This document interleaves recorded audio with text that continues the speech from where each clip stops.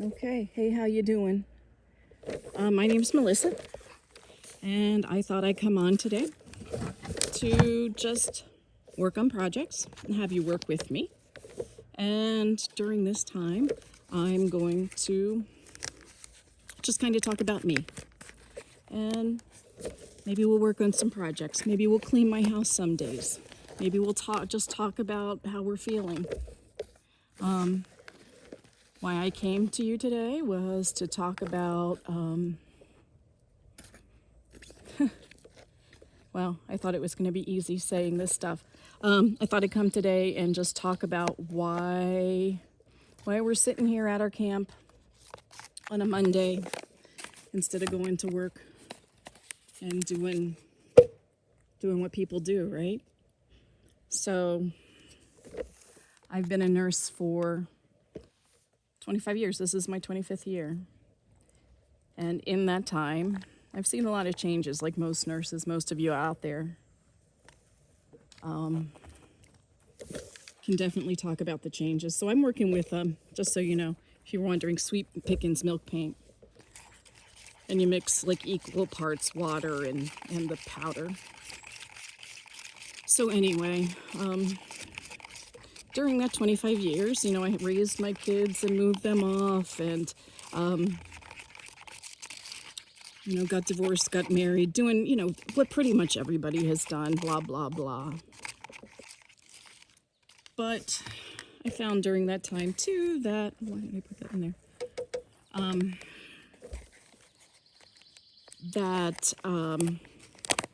I needed a little bit more, something extra after the kids went, and I've always been crafty, so I started a little side hustle making memory bears and whatever. And that's what we're working on now, my side hustle. Well, actually, it's the hustle at this point, but we'll get there from here. So during my time as a nurse, I learned that it ain't easy being a nurse. I'm an LPN, for those that want to know. 25 years, and I worked in places like nursing homes. I worked in acute care for a long time. In oncology, I've worked in hospice. I've worked in a lot of great jobs that many LPNs maybe not have had the benefit for. So I've been very fortunate with the career I had. I guess that's the operative word. Had. Or at least that's where I feel I am right now, at the past tense. So, starting about last year, I guess, I was working, my last job was working at a doctor's office, primary care. And I got to tell you, I really, really enjoyed that job. The pace was good. You know, I'm 57, I think. 57, 58, I don't know, something like that. I forget in the middle. Anybody else like that? And, you know, a couple years before that, well, not a couple years, a long time before that, I had Lyme disease, and it left me with some stupid things. So running the floors like a nut just isn't an option anymore in my life, and that's okay. And so anyway, I found this really the job that I thought, great, it's going to take me to retirement. I may retire by 62, was kind of the hope, because, you know, it's tough. It's tough out there. But anyway, I'm working this job, and we're doing okay, and everybody's happy, and we're taking care of patients and trying to do a good job. And then all of a sudden, one day, I wasn't doing a good job anymore. Or so they're told. And, yeah, that worked on me. Kept trying to do better. Kept trying to meet expectations. Sorry if my hand's in the way. Kept trying to meet the expectations of the providers, you know, trying to make sure that the patients were taken care of and getting what they needed, because, you know, that's why I was there, right? And then things turned ugly. I don't know, comment if you've been a nurse and you've dealt with people that have just become ugly in your that you've worked with as well. So I kept writing it off as having trouble keeping up and focusing on, it's menopause. Oh, it's my adult ADHD that I wasn't really diagnosed with until my primary care doctor, who was one of the doctors that I worked with. Love the man. Still do, no matter what. Said to me one day, he was like, I'm going to swab you so we can figure out what's wrong with you. And of course I had to say, well, do you have a big enough swab? Because there's a list. Anyway. So now I'm having trouble keeping up. Or so it feels like. You know, dynamics in the office with a bunch of women, you know, it's never good. Women are hard. Patients are hard now, you know. I mean, it doesn't matter how mad a patient gets at you. You're still there trying to do the right thing for them, because that's just what we do. Right? That's why we're there. We're there to take care of the patients.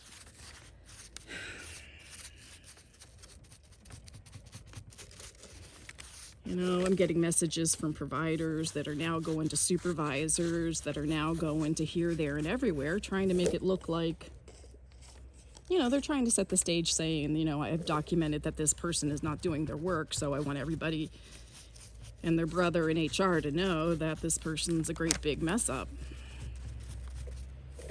And she wasn't just doing that to me, she was doing that to the MAs and everybody, but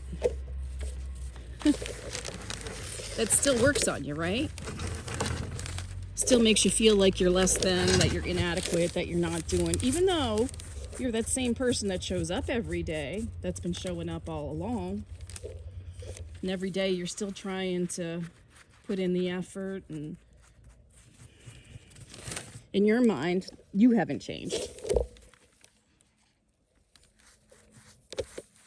You know, but apparently you're not seeing what they're seeing, and that's okay. Right? You just put on a smile and get through the day, because I'm just trying to make it to 62 at this point so I can retire, right? Now I'm married to a good man this time, thank God. I love the man. And he's all about working. Maybe not so much now that he's retired for a couple of years, but you know, he has the mentality that you go to work and everything's going to be fine. Don't spill the paint. Don't spill the paint. Don't spill the paint. So, you know, I'm trying to respect him. Trying to find my place in this all and respect me. To the point now where I'm having panic attacks. Having panic attacks in the shower. Can't even go to work. You know, it was really hard too, because the kids around me, you know, everybody's young enough pretty much to be my kid that works there. The kids around me are getting in trouble. Everybody's stressed. Everybody's just trying to do the best they can for the end result. And none of us are getting anywhere but in trouble.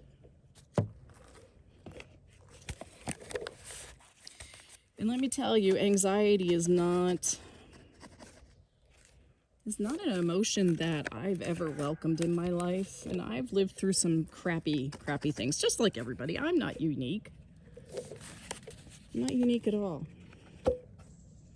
But like everyone,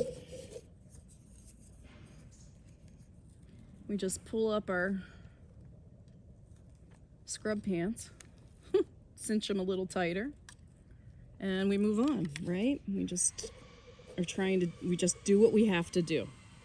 Doesn't matter how bad or ugly the situation is in front of you, you take care of it, right? Because that's what we do.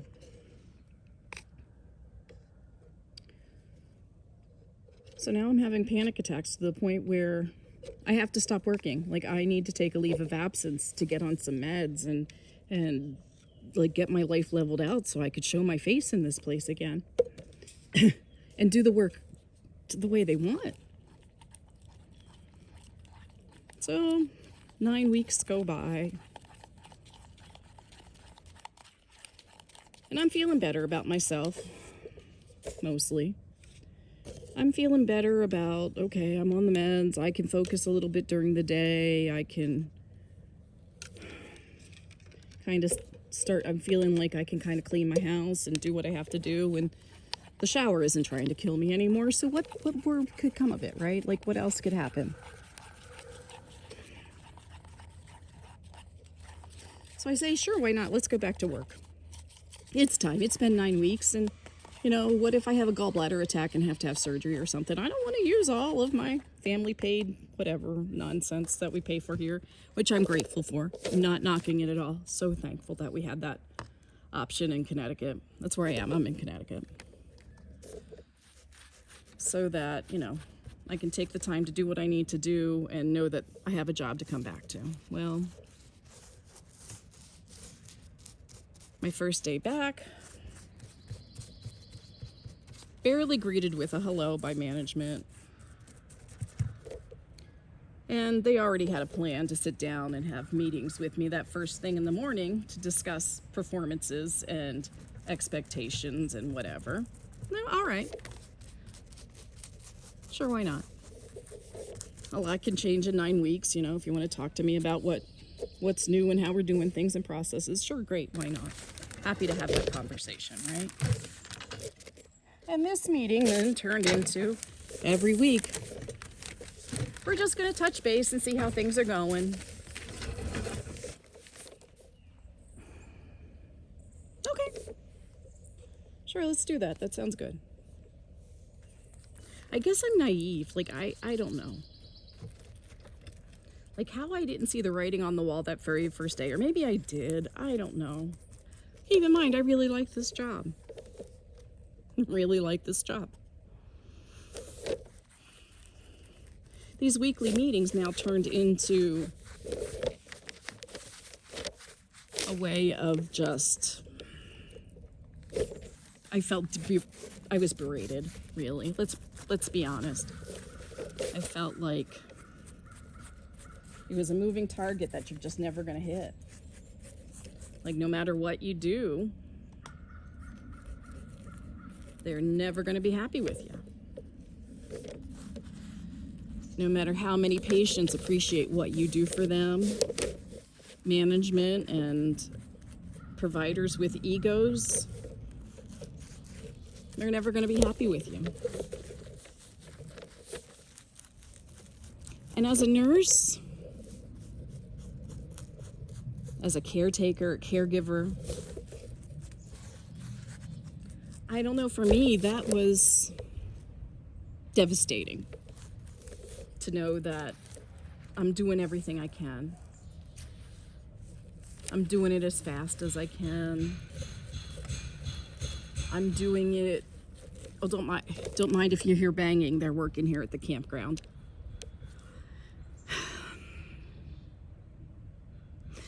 Now I'm so depressed I can barely even get out of bed now.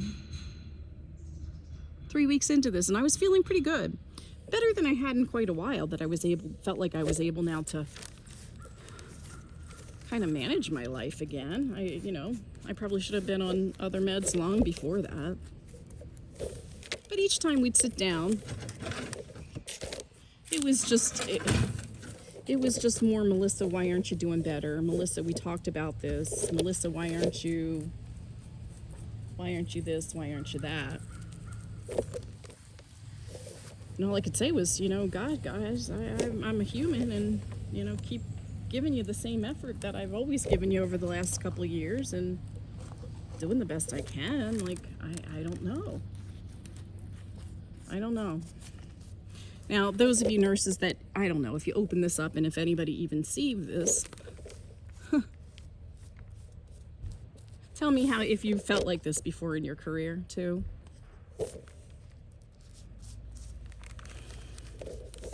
Tell me if you've ever had providers that you've worked with that got mad because you've asked questions. Just because you want to clarify and your brain is tired and you don't want to give the wrong information or do the wrong thing or give the wrong med. I don't know, where I went to nursing school, that was expected. If you didn't do that and follow up and make sure you knew what you were doing, then you were doing it wrong.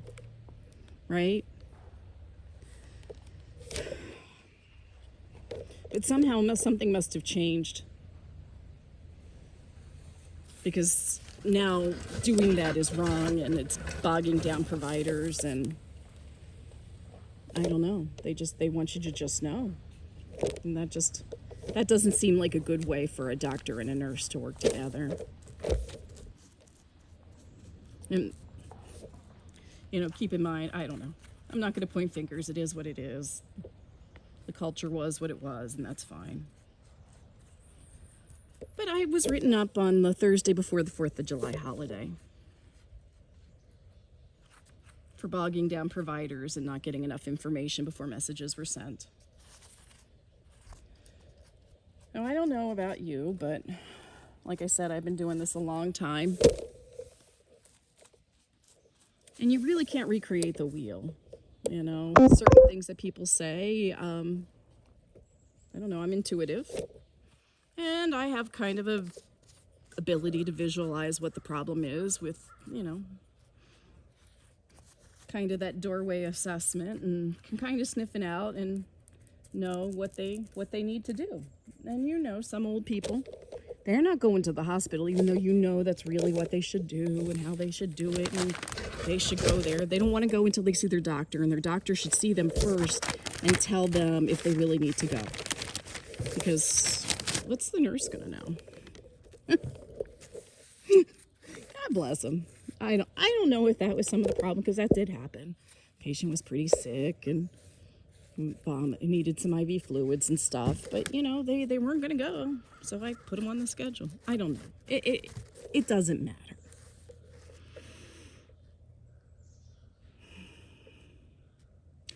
So I was written up on Thursday before 4th of July. We were planning a nice weekend, hanging out with our dogs, taking them to go swimming, and just enjoying the weekend of the 3-day weekend downtime with a life that seemed normal again to everybody. Went to bed Thursday night thinking the weekend was going to be fine. And by Friday morning, I'm having the worst panic attack of my life. I've never been anxious. I've never been an anxious soul at all.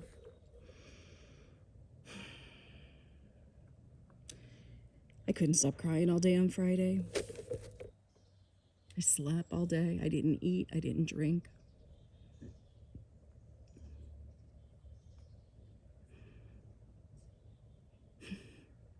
To the point where now Friday evening, my husband comes to bed. He works on nights on the weekends. He has a little side job that he likes to do, even though he's retired. And all I could do is sit on the couch for the 3-hour nap that he took, 2.5, 3-hour nap, crying. Some more, to the point where he gets up and he's like, something is very wrong and we need to take care of this. I couldn't even form words anymore. I was almost catatonic like. It was just, all either of us could do was cry. To the point where now I had to call the ambulance, or my husband called the ambulance to take me to the hospital, because I couldn't figure out what to do. I didn't know what to do. I always know what to do. I always know how to approach a situation, even if it's hard. I couldn't do it.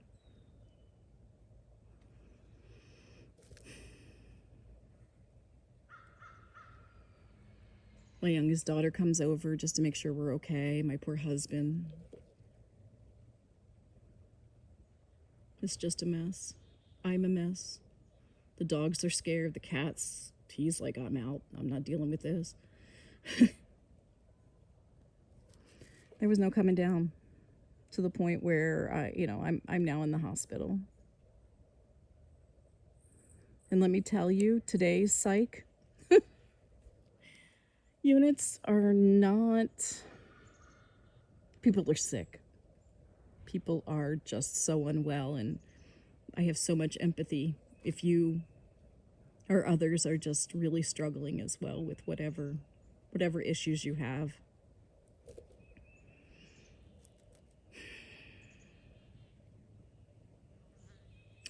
So Monday morning after the holiday, I go to work, and I don't know, I kind of knew it was time.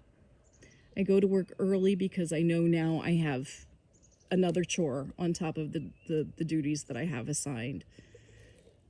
And I know realistically I am never going to meet the expectations of these people, and I will fail miserably, especially that day. And I know I'll be written up, especially that day, for the work I did. And now I'm having a panic attack because I'm getting there early to try and tie up things that I know I won't have time to do. Because that's how we are. And the writing was on the wall at that point. I packed up whatever stuff I had on my desk. You know, whatever things I kept in the office to keep me going, and went home. And made an appointment with my provider, and he says, "Miss Melissa, you know you have to quit that job, right? Because all they're doing is making you sicker." And I let them know. I let them know that morning, like, hey, I don't know when I'll be back again. And literally, there was no way I could reach out to I did reach out to HR. I'm like, I think I'm being bullied and harassed at work, and I need to find out what I'm supposed to do about this. And they never got back to me. So that's fine. I ended up quitting that day. The next day, Tuesday. Because I know no matter how much I loved doing the actual physical work that I was doing and how I felt valued and all the experiences, even as an LPN, that I was able to bring, there was just no way anymore. There was just no way. And that was tough. Because at that moment, I knew that there was no way that after 25 years of hard work and trying to do the right thing always, whether I did it or not, my efforts were always in the right place, that was the end of my nursing career that I worked so hard for. I went to nursing school when I was 30. I had 3 young kids and a husband that rarely kept a job. We were broke. We were so broke. About to be evicted again for the, I don't know how many time. And I knew that there was no way that I could keep doing this. This isn't who I was. I knew that, even though that was the life I was living. We're just watching paint dry, I guess, right now, and while I talk, but you want to see what's going to go in there? Look at that, this chicken. I don't know if you can see it, there's a glare, but this beautiful rooster is going to go in this frame. Ah, there it is. Okay, that was getting heavy. Anyway, give me a thumbs up if you've been there, or a thumbs down because it was shitty. But I made it through. I made it through. I got my license. We moved to Connecticut. Got licensed here because the money was just better. Left my family, left everybody around that I knew was going to be supportive. And I knew at that point that husband was going to have to go. And he did. Anyway. I went through hell to get my nursing license, and it's over. I'm done. They took my self-confidence. They took my ability to make money.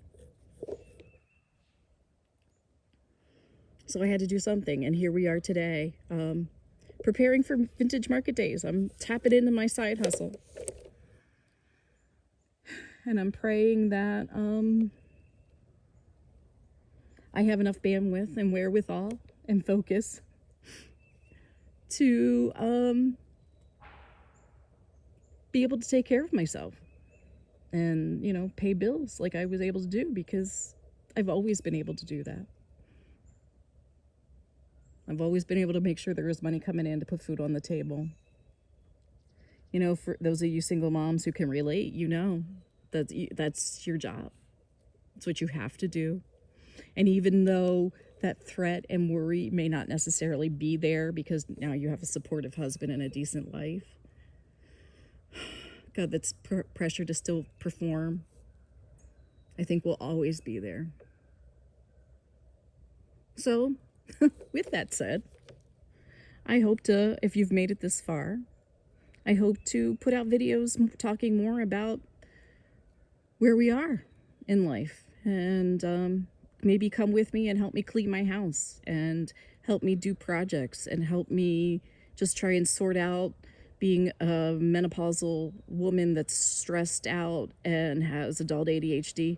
My kids tell me I have autism. Heck, who knows? It's fine if I do. And let's see where life takes us at this point. So I'd love to hear your comments if you've been there. If anybody hears this. If one person hears this and is right in the same boat with me, please, let's talk. Right?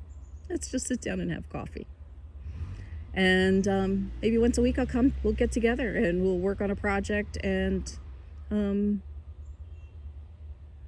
see where life takes us from here. Lord Jesus, please let it be better than where I am today, right? So with that said, I just want to say thanks for stopping in. Thanks for spending a little time with me.